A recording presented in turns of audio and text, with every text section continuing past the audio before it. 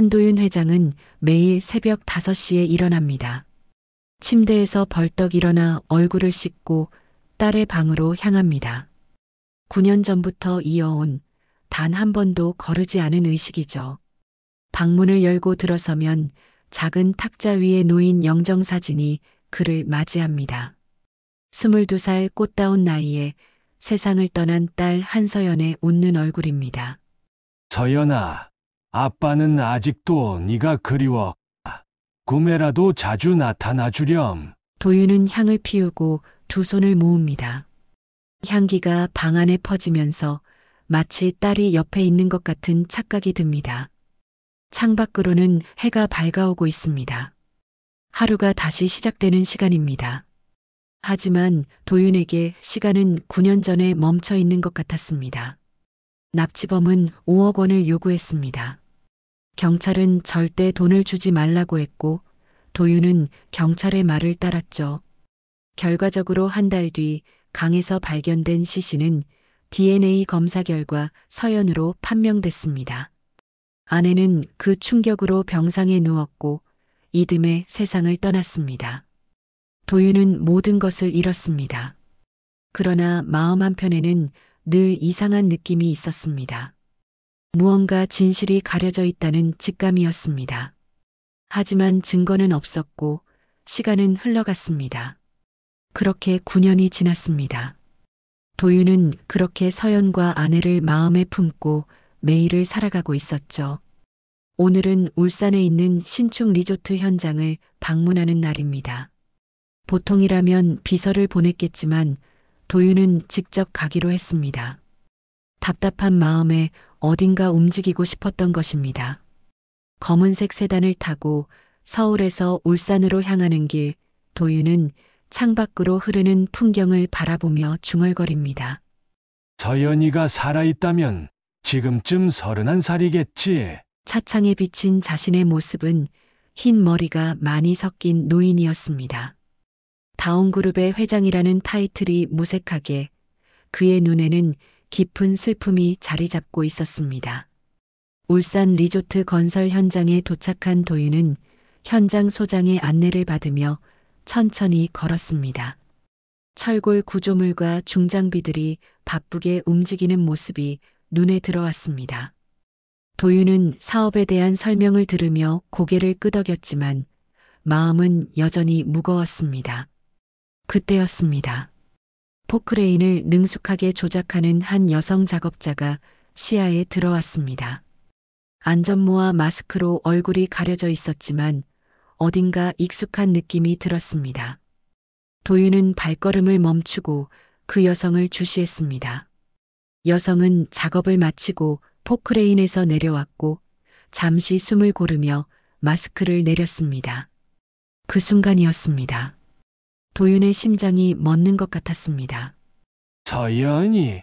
그 여성의 눈매, 웃음, 그리고 왼손잡이라는 특징까지 모든 것이 서연과 너무나 닮아 있었습니다. 도윤은 그 자리에 얼어붙었습니다. 그의 몸이 떨리기 시작했습니다. 현장 소장이 걱정스러운 표정으로 도윤을 바라봤지만 도윤의 시선은 오직 그 여성에게만 고정되어 있었습니다. 도윤은 겨우 정신을 차리고 그 여성의 이름을 물었습니다. 소장은 박지은이라고 했고 우리 현장에서 일한 지 6개월 정도 됐으며 포크레인 조작 솜씨가 아주 뛰어나다고 설명했습니다. 박지은, 31살. 서연이 실종된 건 9년 전 22살 때였습니다. 나이도 맞았습니다.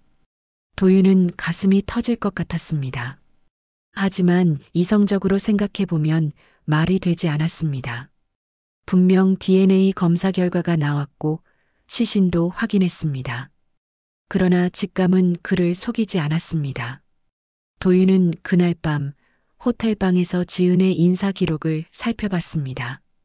기록에 따르면 지은은 9년 전 충남의 한 병원에서 의식불명 상태로 발견되었고 과거에 대한 기억이 전혀 없는 상태였습니다. 이름도 과거도 없는 채 박지은이라는 새 이름으로 새 삶을 시작했다고 합니다. 그 후 입양한 부부 밑에서 자라며 여러 건설 현장에서 일해왔다고 했습니다. 서울로 돌아온 도윤은 비서에게 사설 탐정인 박완석을 불러오라고 지시했습니다. 도윤의 마음은 복잡했습니다. 이성적으로는 불가능한 일이라고 생각했지만 가슴 한편에서는 불꽃 같은 희망이 피어오르고 있었습니다. 사무실에 들어선 박완석은 중년의 단단한 체구를 가진 남자였습니다. 그는 전직 형사 출신으로 다온그룹의 여러 민감한 사건들을 처리해 왔습니다. 도윤은 조용히 목소리를 낮추어 9년 전 서연이 사건을 다시 조사해 달라고 부탁했습니다. 박완석은 놀란 표정을 감추지 못했습니다. 그 역시 9년 전 사건을 함께했던 사람이었습니다. 도윤은 울산 현장에서 본 여성 이야기를 전했고 박완석은 DNA 검사가 필요하다고 판단했습니다. 도윤은 고민에 빠졌습니다. 이대로 덮쳐 들어가면 지은이 놀랄 수도 있고 만약 서연이 아니라면 무고한 사람에게 상처를 줄 수도 있었습니다. 하지만 꼭 확인해야만 했습니다. 그는 현장 소장에게 자연스럽게 지은의 머리카락을 구해달라고 부탁했고 9년 전 사건 기록을 재검토하도록 지시했습니다. 일주일 후 박완석이 도윤의 사무실로 들어섰습니다. 그의 표정만 봐도 중요한 소식을 가지고 왔다는 것을 알 수 있었습니다. DNA 검사 결과는 충격적이었습니다. 친부친자 확률 99.99%. 박지은은 도윤의 친딸이었습니다. 도윤은 그 자리에 무너져 내렸습니다. 눈에서는 뜨거운 눈물이 흘러내렸습니다. 환희와 충격, 그리고 혼란이 그를 덮쳤습니다. 하지만 동시에 끔찍한 의문이 남았습니다. 그 시신은 누구였고 왜 지은은 기억을 잃었는가? 누군가 고의적으로 이 모든 일을 꾸민 것인가? 도윤은 천천히 지은에게 다가가기로 했습니다. 갑자기 나타나 진실을 말하면 지은이 놀라고 혼란스러울 것이 분명했습니다. 우선은 자연스럽게 그녀를 관찰하고 싶었습니다. 울산에 다시 방문한 도윤은 지은을 식사 자리에 초대했습니다. 현장의 여러 직원들과 함께하는 자리였기에 지은도 부담 없이 응했습니다. 도윤은 식사 중에 지은의 행동 하나하나를 주시했습니다. 물을 왼쪽 입으로만 마시는 습관, 수박 가운데만 먹는 취향. 이 모든 것이 서연의 습관과 일치했습니다. 서연이가 분명해. 대화 중에 도윤은 자연스럽게 곰 인형 이야기를 꺼냈습니다. 그는 자신의 딸이 어릴 때 곰 인형을 좋아했다고 말했습니다. 그 말에 지은의 눈빛이 잠시 흔들렸습니다. 그리고 무의식 중에 입에서 나온 말. 뚜뚜. 도윤은 심장이 멈추는 것 같았습니다. 뚜뚜는 서연이 어릴 때부터 끌어안고 자던 곰 인형의 이름이었습니다. 지은은 곧바로 혼란스러운 표정을 지었습니다. 그녀는 갑자기 이상한 이름이 떠올랐다며 왜 그런지 모르겠다고 말했습니다. 식사가 끝나고 도윤은 지은에게 작별 인사를 건넸습니다. 그리고 차에 오른 후 눈물을 참을 수 없었습니다. 의심의 여지가 없었습니다. 지은은 서연이었습니다. 하지만 그녀는 자신이 누구인지 기억하지 못했습니다. 도윤은 변호사와 박완석에게 과거 사건 기록을 재조사하도록 지시했습니다. 당시 DNA 검사소는 부정 의혹으로 이미 폐쇄된 상태였습니다. 그리고 점점 더 충격적인 사실들이 드러나기 시작했습니다. 조사 결과 당시 DNA 검사를 의뢰한 검사소의 책임자가 세명그룹 회장의 사촌이었다는 사실이 확인됐습니다. 세명그룹은 다온그룹의 최대 라이벌이었고 두 기업은 오랫동안 치열한 경쟁을 벌여왔습니다.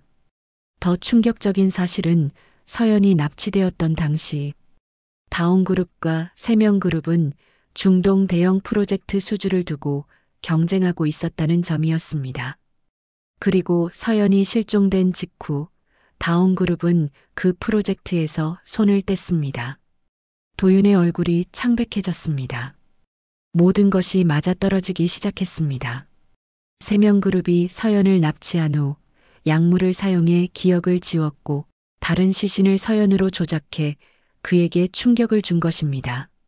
그 결과 도윤은 사업에서 손을 떼었고 아내는 충격으로 병사했습니다. 도윤은 9년 전 그 시신의 정체에 대해 물었고 박완석은 당시 실종된 여대생들 중 한 명일 가능성이 높다고 설명했습니다. 도윤은 분노와 슬픔에 떨었습니다. 자신의 딸이 살아있다는 기쁨과 9년간의 시간을 빼앗긴 분노가 교차했습니다. 절대 용서 못해.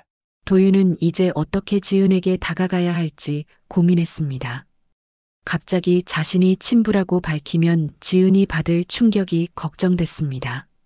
하지만 더 이상 시간을 낭비할 수는 없었습니다. 9년이란 시간이 이미 너무 많이 흘렀습니다. 도윤은 지은에게 연락해 별장으로 초대했습니다. 이제는 모든 진실을 털어놓을 시간이었습니다. 푸른 호수가 보이는 별장은 서연이 어릴 때 자주 놀던 곳이었습니다. 지은이 별장에 도착했을 때 도윤은 그녀를 정원으로 안내했습니다. 전에도 와본 것 같은 느낌이 들어요. 지은은 이 별장이 참 아름답다며 예전에도 와본 적이 있는 것 같은 느낌이 든다고 말했습니다. 도윤의 가슴이 쿵쾅거렸습니다. 그는 깊은 숨을 내쉬고 지은에게 진실을 털어놓기 시작했습니다. 도윤은 처음부터 모든 이야기를 전했습니다. 9년 전 납치 사건, DNA 검사 결과, 그리고 세명그룹의 음모까지. 지은은 처음에는 믿지 않았습니다. 그녀는 자신이 박지은이며 어릴 적 기억이 없는 것은 사고 때문이라고 들었다고 반박했습니다. 하지만 도윤이 서연의 어린 시절 사진들을 보여주자 지은의 표정이 점점 변하기 시작했습니다. 사진 속 아이는 분명 지은과 똑같았습니다. 그리고 도윤이 서연의 방으로 지은을 안내했을 때 무언가가 일어났습니다. 방 안에는 서연이 쓰던 물건들이 그대로 보존되어 있었습니다.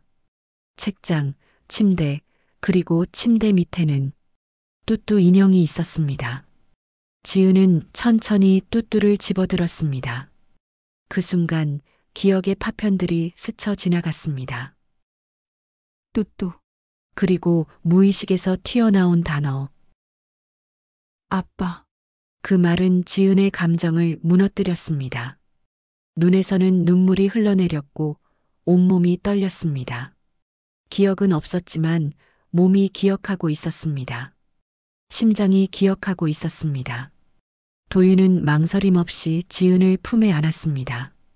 9년 만에 찾은 딸을 꼭 안고 그도 함께 울었습니다.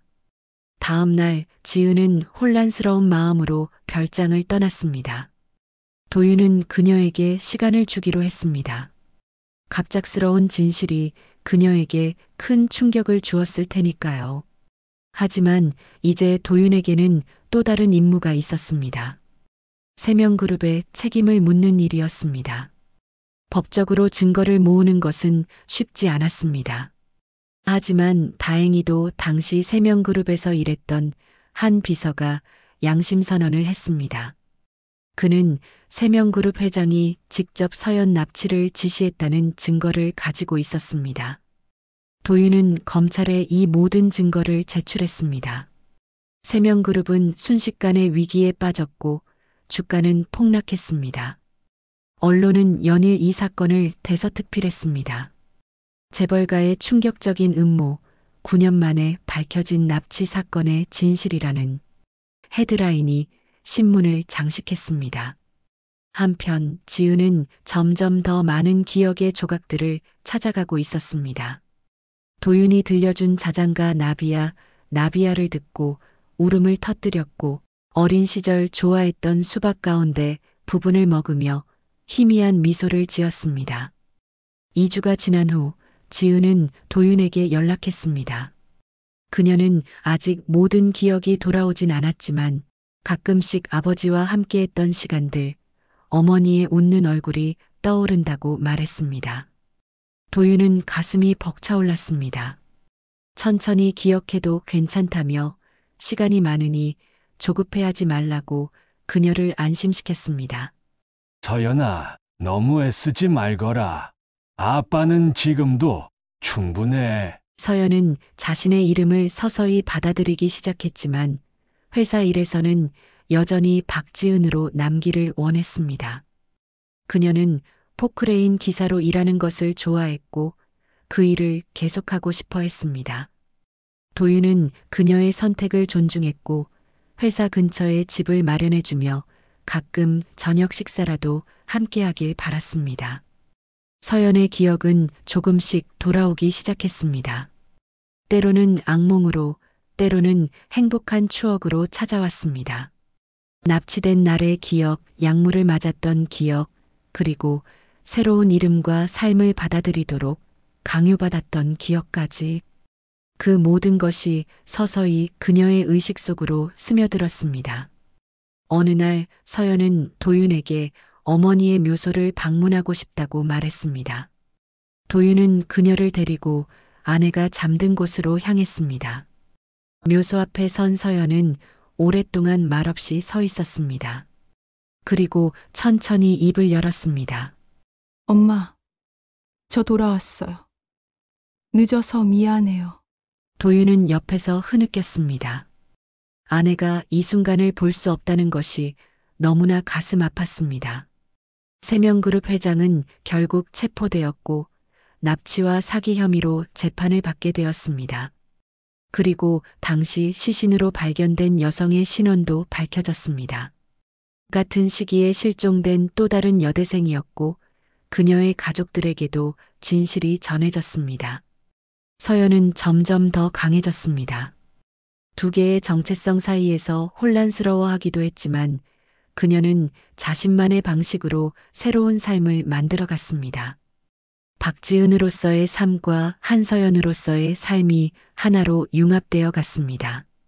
어느 퇴근 후의 저녁, 도윤의 사무실에서 서연이 수박을 자르고 있었습니다. 그녀는 항상 그랬듯이 수박 가운데만 도려내어 그릇에 담았습니다.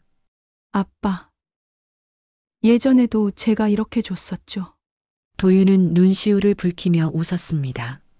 그래, 그건 절대 잊을 수가 없지. 창밖으로 석양이 도시를 물들이고 있었습니다. 사라졌던 기억이 조각조각 돌아오고 잃어버린 사랑은 다시 이어졌습니다. 기억은 조작될 수 있어도 마음은 절대 잊지 않는다는 진리를 두 사람은 깨달았습니다. 앞으로 함께할 시간이 많이 남아 있었습니다.